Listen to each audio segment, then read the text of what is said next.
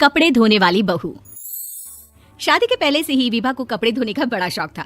कभी नल के नीचे तो कभी तालाब के पास। अरे मेरी नीली वाली लुंगी नहीं दिख रही है।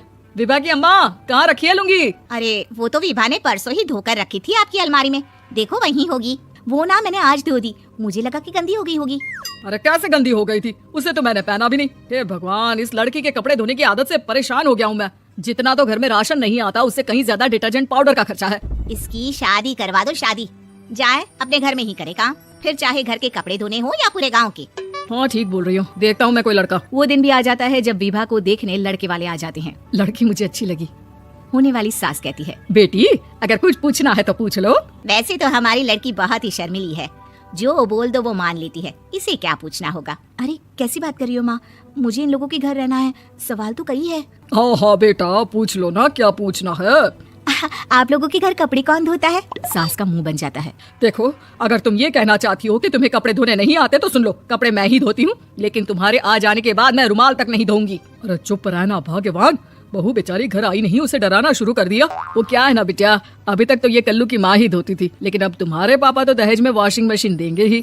तभी विभा की माँ बोल पड़ती है, सवाल भी पूछा तो क्या। वैसे भाई साहब, मशीन की तो फिर भी कपड़े धोने की कैपेसिटी होती है, मतलब जो बिटिया दे रहे हैं ना विभा, इसे कपड़े धोने का बहुत शौक है। ये आप लोगों के क्या आस पड़ोस गांव मोहल्ले सबके कपड़े धो दे और उफ तक ना करे। बाहर देखा नहीं आपने कितने कपड़े सूख रहे हैं?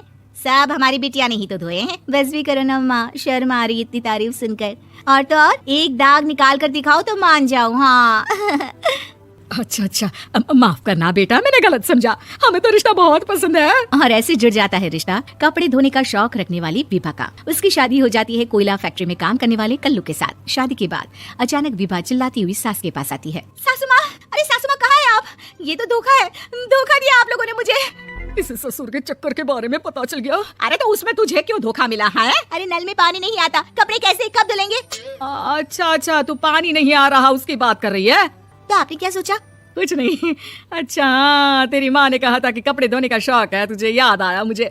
शौक शौक बोलकर कपड़े धोने वाले मेरे जुनून को कम ना आके सासू माँ, कपड़ा धोना मेरा गुरूर है। तभी पति भी वहाँ आ जाता है। अभी अभी मैंने इसे सनी देओल की फिल्म दिखाई है, उसी के डायलॉग मार रही है माँ। अच्छा सुन, साफ साफ बता रही हूँ, पानी सुबह 4 से 6 और शाम को 10 से 12 आता है, समझी? विभा टाइमिंग सुनकर हैरान हो जाती है। ये क्या भूतों का मोहल्ला है? सुबह 4 बजे उठकर कौन कपड़े धोता है? 4 बजे टंकी में पानी जाता है, फिर सारा दिन धोना ना, किसने मना किया? अरे कैसी बात कर रही है? 200 लीटर की टंकी में कितने कपड़े धो लूंगी मैं? सुबह ही उठ जाऊंगी मैं। अब क्या था, विभा सुबह 4 से लेकर रात के 12 बजे तक कपड़े ही धोती रहती। एक रोज सास पड़ोस से निकलकर कहीं जा रही होती है कि साथ वाली कहती है, हाँ कल्लू की माँ, जरा ये बताओ कि 2 साड़ी है, 2 ब्लाउज और एक पेटीकोट और एक नाड़े वाला लंबा कच्छा। हाँ तो?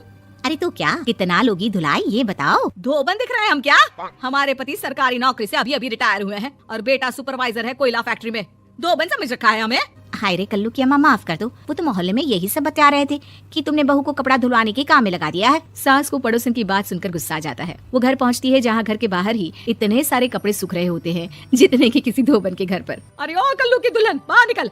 माँ जी यहीं आ जाओ, बाथरूम में चादर धो रहे हैं हम। अरे अभी हम धोते हैं, तुमको बाहर निकलो। ये आस पड़ोस वाले बोल रहे हैं कि हम बहू से कपड़े धुलवा धुलवा कर उसे कपड़ा धोने वाली बना दिए हैं। अरे छोड़ो ना माँ जी, किन लोगों की बातों में आती हो? आस पास के लोगों का तो काम ही होता है कि वो किसी तरह सास बहू को लड़ा दे। बहू सारे घर के कपड़े धोती है, ये क्या कम है? बोलिए। सास को भी लग जाता है कि वो बहू का ये सनकीपन नहीं छुड़वा सकती, इससे अच्छा है कि खुद ही चुप हो जाए। एक रोज सास और बहू मंदिर जाते हैं जहाँ सास की साड़ी वहाँ खड़ी भीख मांगने वाली से मिलती है। माँ जी क्या बात है, आपकी साड़ी उस भिखारन से कितनी मिल रही है ना? हाँ हाँ देखो तो, दोनों की साड़ी मिल रही है। क्या बात है कल्लू की अम्मा, तुम खुद को तो अफसर की बीवी बताती हो और ऐसी सिंपल सी प्लेन साड़ी पहनकर घूमती हो। सिंपल और प्लेन नहीं है ये साड़ी। तो क्या सोने के धागे से फूल बने हैं?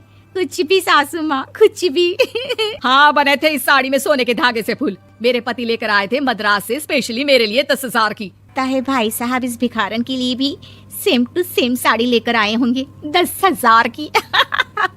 सास उस वक्त कुछ नहीं कहती, लेकिन बहू के साथ घर आती है और अलमारी से एल्बम निकाल कर लाती है। ये साड़ी देख रही है, ये वही साड़ी है जिसे मैंने अभी पहना था। इस साड़ी में ये जो चमकदार फूल दिख रहे हैं ना, ये सोने के धागों से काटे गए हैं, लेकिन तू लोकल वॉशिंग मशीन ब्रश से घिस घिस कर सारे फूलों को निकाल कर साड़ी प्लेन कर दी। मुझे माफ कर दीजिए सासू माँ। और तो और, जब मैंने तुझे तेरी गलती के लिए कुछ नहीं कहा, लेकिन तूने तो सबके सामने मेरा मजाक ही बना दिया। क्यों? बहू को समझ में आ जाता है कि अब से उसका कपड़े धोना बंद।